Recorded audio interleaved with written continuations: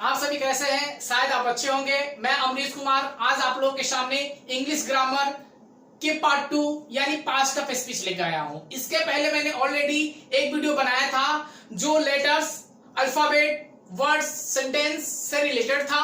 आज मैं आप लोगों के सामने पास्ट ऑफ स्पीच यानी इंग्लिश का सबसे बेस्ट पॉइंट होता है पास्ट ऑफ स्पीच।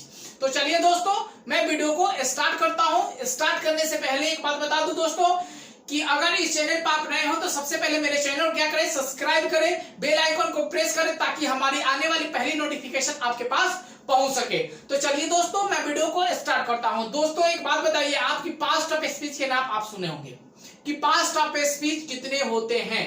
तो दोस्तों कोई आपसे पूछे कि पास्ट ऑफ स्पीच कितने होते हैं तो आप बोलिएगा पास्ट ऑफ स्पीच 8 होते हैं। पास्ट ऑफ स्पीच को 8 भागों में बांटा गया है।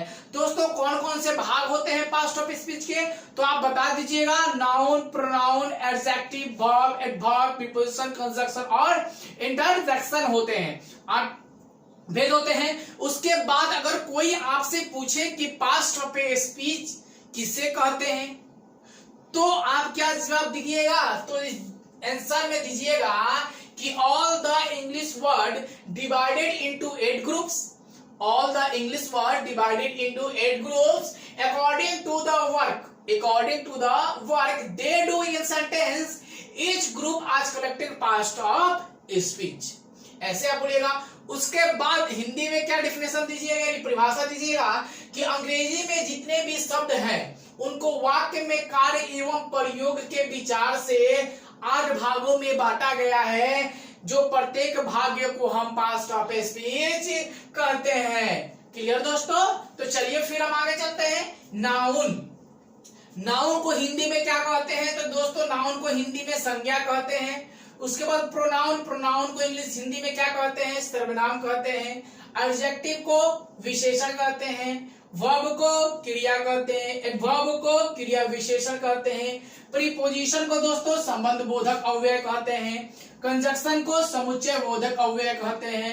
इंटरजेक्शन को विस्मयादि बोधक अव्यय कहते हैं। तो चलिए हम फिर आगे की ओर चलते हैं कि नाउन का डिफिनेशन एग्जांपल मैं आप लोग को बता दूं ताकि आप नाउन जीवन में कभी नहीं भूल पाइएगा। ठीक है, तो मैं बिल्कुल शॉर्ट ट्रिक से आप लोगों में बताना शुरू कर रहा हूं। ठीक है, तो चलिए आगे की ओर हम चलते हैं डिफिनेशन लेकर नाउन का।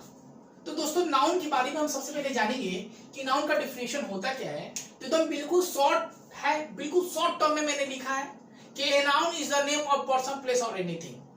Clear? A noun is the name of person, place or anything. दोस्तों किसी खास वस्तु, व्यक्ति, स्थान के नाम को क्या कहते हैं, हम संज्ञा कहते हैं। A noun is the name of person, place or anything.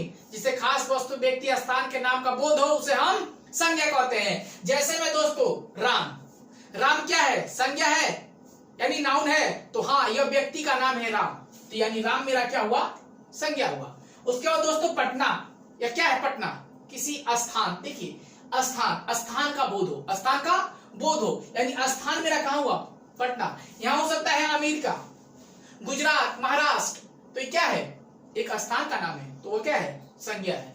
उसके बाद क्या है, डॉग यानी कुत्ता, बिल्ली, जानवर का नाम है, तो आप जानवर के नाम में को क्या कहते हैं, संज्ञा कह सकते हैं।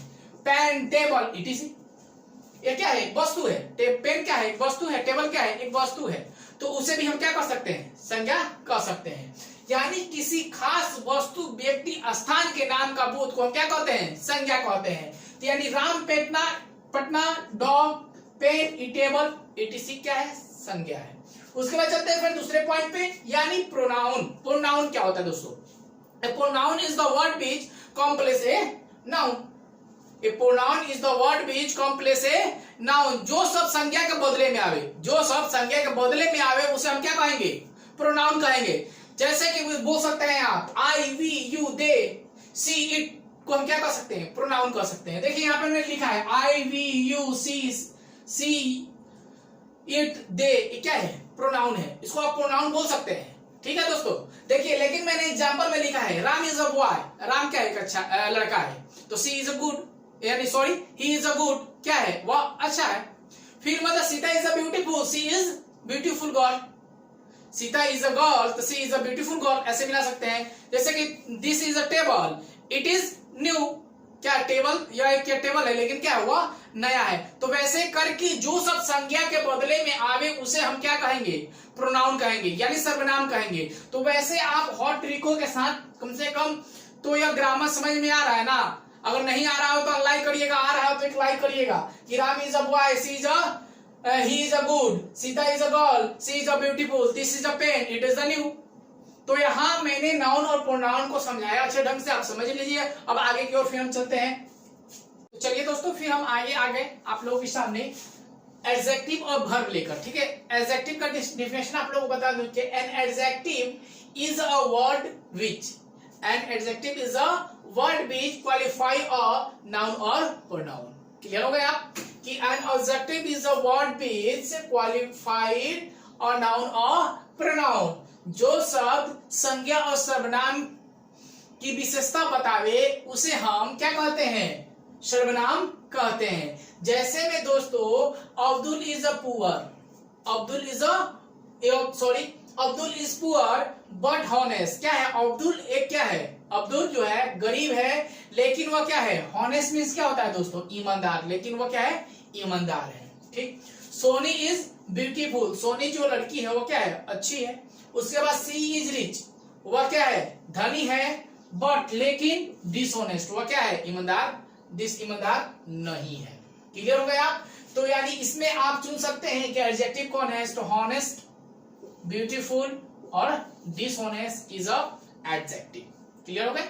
उसके बाद वर्ब में चलते हैं कि a verb is a word which say something about subject। एकदम सिंपल वर्ड में मैंने लिखा है कि an verb is a word which say something about subject। बिल्कुल छोटा डेफिनेशन, आपको याद करने में कोई तकलीफ नहीं होगी अगर याद करिएगा तो।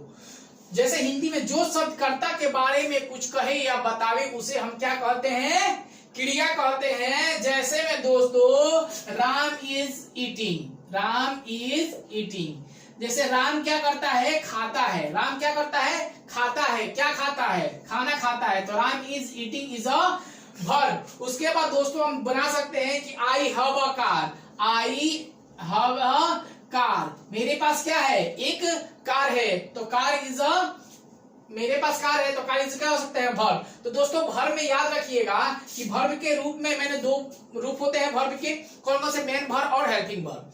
ठीक है दोस्तों, तो मैं नेक्स्ट वीडियो में आप लोगों को चर्चा करूंगा। वर्ब जिस दिन लेके आऊंगा फिर उस दिन मैं वर्ब के बारे में बताऊंगा कि वर्ब में कितने प्रकार होते हैं। तो वर्ब के दो प्रकार होते हैं, एक होता है मेन वर्ब और एक होता है हेल्पिंग वर्ब, एक प्रधान क्रिया और दूसरा सहायक क्रिया। इसके बारे में चर्चा करूंगा, जहां वह बताया आप लोगों को कि वर्ब ऑटोमेटिक आप बिल्कुल अच्छी ढंग से क्या करेंगे, उसको समझ पाइएगा।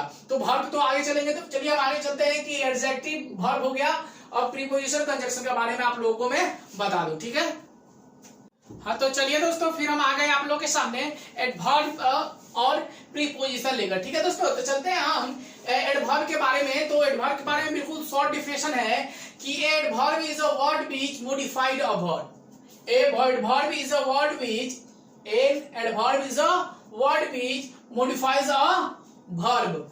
इसका मतलब जो शब्द क्रिया या क्रिया विशेषण की विशेषता बतावे उसे हम विशेषण कहते हैं। दोस्तों जो शब्द क्रिया या क्रिया विशेषण की विशेषता बतावे उसे क्रिया विशेषण कहते हैं। जैसे में दोस्तों है यहाँ कि यू ड्राइव केयरफुली, आप ड्राइव करें कैसे, तो केयरफुली, इसकी विशेषता क्या बता रही है कि तुम केयरफुली जो है इसकी क्या है, क्रिया विशेषता है कि आप केयरफुली रहे। उसके बाद मोहन इज वेरी बोल्ड, तो बोल्ड जो है वो क्या हुआ, वेरी बोल्ड, बोल्ड जो हुआ क्या हुआ मेरा कि क्रिया विशेषण यानी कि एडवर्ब हुआ। उसके बाद फिर हम आगे चलते हैं प्रीपोजिशन में। तो प्रीपोजिशन का डिफिनेशन दिया है दोस्तों कि preposition is a word which show the relation of one words in the sentence. दोस्तों याद रखिएगा, preposition is the word which show the relation of words in the sentence. ठीक है, जो शब्द, इसे हिंदी में डिफिनेशन है, जो शब्द एक शब्द का संबंध, जो शब्द एक शब्द का संबंध दूसरे संबंध से दिखावे या बतावे उसे हम क्या कहते हैं, संबंध बोधक कहते हैं। क्लियर हो गए। जैसे में कि the sun is hot in summer, the sun is hot in summer. तो इसमें देखिए क्या बोला, दोस्त एक दूसरे संबंध, एक दूसरे यानी the sun is hot in summer, यानी सूरज की गर्मी जो है वो गर्मी समर यानी गर्मी के दिनों में क्या होती है, बहुत ज्यादा होती है। तो इसको जोड़ता कौन है, ये दोनों का संबंध को जोड़ता कौन है, तो इन जोड़ रहा है। तो यह इन मेरा क्या हुआ कि प्रीपोजिशन हो गया।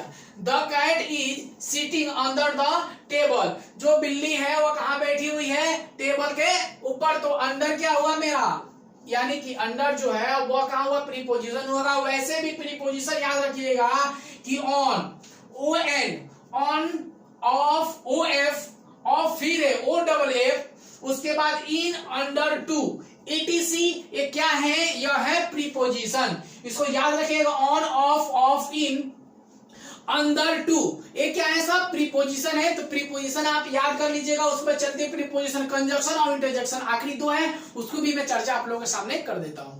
हाँ तो चलिए दोस्तों, आखिरी है मेरा कंजक्शन और इंटरजेक्शन। ठीक है दोस्तों, तो चलते हैं हम आगे की ओर। Conjunction, a conjunction is a word which joins words or sentence together. दोस्तों इसका डिफिनेशन आपके सामने है कि a conjunction is a word which, a conjunction is a word which joins words or sentence together. ठीक है दोस्तों, इसका डिफिनेशन हो गया। हिंदी में इसे बोलेंगे जो सब वह शब्द है जो दूसरे वाक्यों को जोड़ता है, वह शब्द जो दूसरे वाक्य क्या करता है, जोड़ता है, उसे हम क्या कहेंगे, संबंध बोधक कहेंगे। जैसे में दोस्तों Sita and Gita are sisters, यानी सीता और गीता क्या है, एक बहन है, वो क्या है, सिस्टर है। दोनों को जोड़ता कौन है, तो सीता एंड गीता, यानी एंड क्या करता है, इन दोनों को जोड़ता है, Sita and Gita are sister. उसके बाद दोस्तों I am poor but you are rich, मैं गरीब हूं लेकिन तुम क्या हो, धनी हो।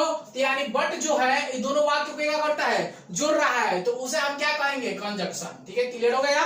कोई भी वर्ड को जोड़ता है उसे हम कंजक्शन कहेंगे। उसके बाद दोस्तों इंटरजेक्शन में क्या जानना है हम लोगों को कि an interjection is a word which, an interjection is a word which express some sudden feeling और इमोशन। दोस्तों याद रखिएगा, interjection is a word which express some sudden feeling और इमोशन, यानी जिससे आकस्मिक खुशी यानी अचानक खुशी, दुख, आश्चर्य या घृणा का भाव उत्पन्न हो, उसे हम क्या कहेंगे, विस्मयादि बोधक कहेंगे। अचानक खुशी मिल जाती है, अचानक घृणा किसी से होने लगता है, या अचानक दुख हो जाती है, आश्चर्य की बात होती है, तो उसे क्या कहेंगे, विस्मयादि बोधक कहेंगे। बोलेंगे या आई एम अनडॉन, आई एम अनडॉन के मतलब क्या होता है दोस्तों कि मैं वह क्या हो गया, आई एम अनडॉन मतलब होता है मैं बर्बाद हो गया। यू आर सो पैथलिस्ट, वह क्या आकस्मिक दुर्घटना हो गई। ठीक है दोस्तों, आकस्मिक कोरोना या पैथिस में जो होता है कोरोना मतलब क्या बोलते हैं इसको, कोरोनामिक बोलते हैं इसको, यानी एकाएक घृणा होना। ठीक है, तो यहाँ बोल सकते हैं। तो ऐसे करके मेरा कंजक्शन और इंटरजेक्शन समाप्त होता है। दोस्तों अगर मेरी वीडियो अच्छी लगी हो तो एक लाइक बटन को दबाइएगा और ज्यादा ज्यादा अपने दोस्तों में शेयर करना न भूलिएगा। और मैं आप लोगों के सामने फिर मंडे को नेक्स्ट डे आप लोगों के साथ जो भी सब्जेक्ट है मेरा वो मैं लेके आऊंगा। ठीक है दोस्तों, धन्यवाद।